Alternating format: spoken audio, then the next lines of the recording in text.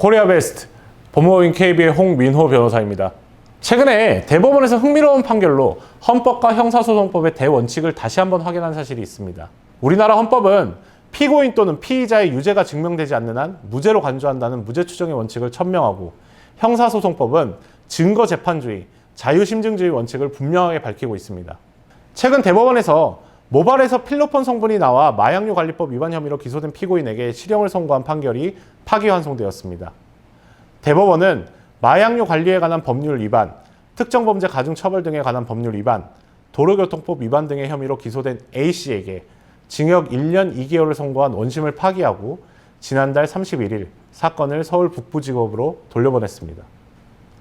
흥미로운 점을 좀 살펴보면, 위 사건에 관해서 경찰은 A씨가 2022년 1월부터 6월 사이에 필로폰을 투약했다고 의심하고 21년 7월 3일 A씨의 소변과 모발을 압수했습니다.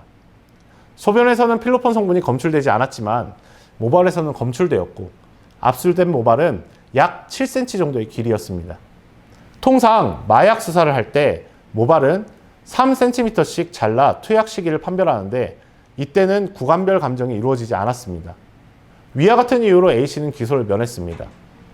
하지만 같은 해 8월 5일 다른 경찰서에서 A씨의 뺑소니 혐의를 수사하기 위해 차량 압수수색을 진행하던 중 주사기와 고무호스 등 마약 투약에 사용된 것으로 의심되는 도구들이 발견되었습니다.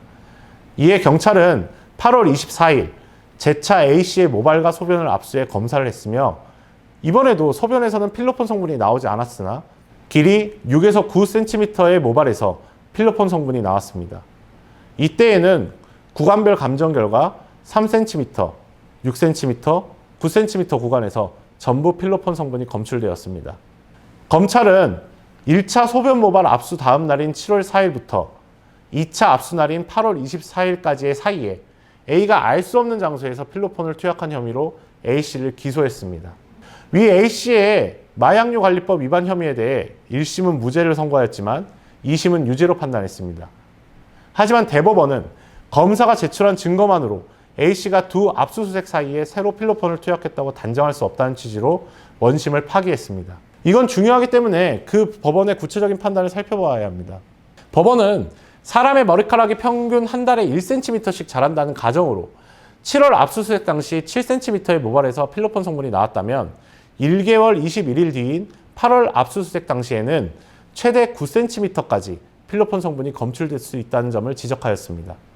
두 번째로, 경찰의 두 감정어뢰 회보는 사실상 동일한 내용에 불과한 것일 뿐, 공소사실에 기재된 투약 방법에 0.03g을 물에 희석해 일회용 주사기에 넣고 팔 부분에 주사했다는 취지의 공소사실은 A씨가 일관되게 이를 부인하고 있고, 이 같은 투약 방법을 인정할 만한 객관적 증거가 보이지 않는다고 판단하였습니다.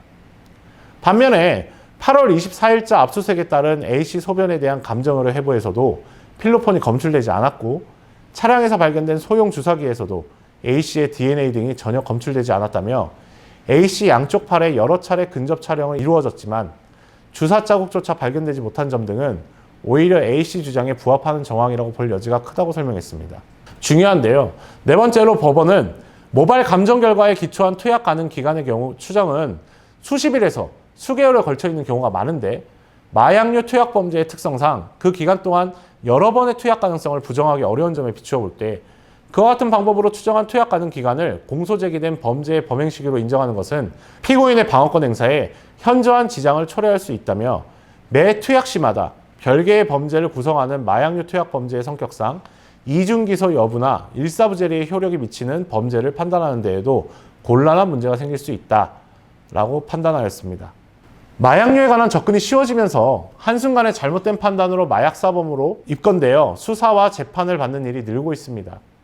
만약 스스로가 마약류에 노출된 적이 있었다면 수사 초기부터 전문적인 조언을 통하여 올바른 변론 방향을 설정하는 것이 중요하다고 할 것입니다.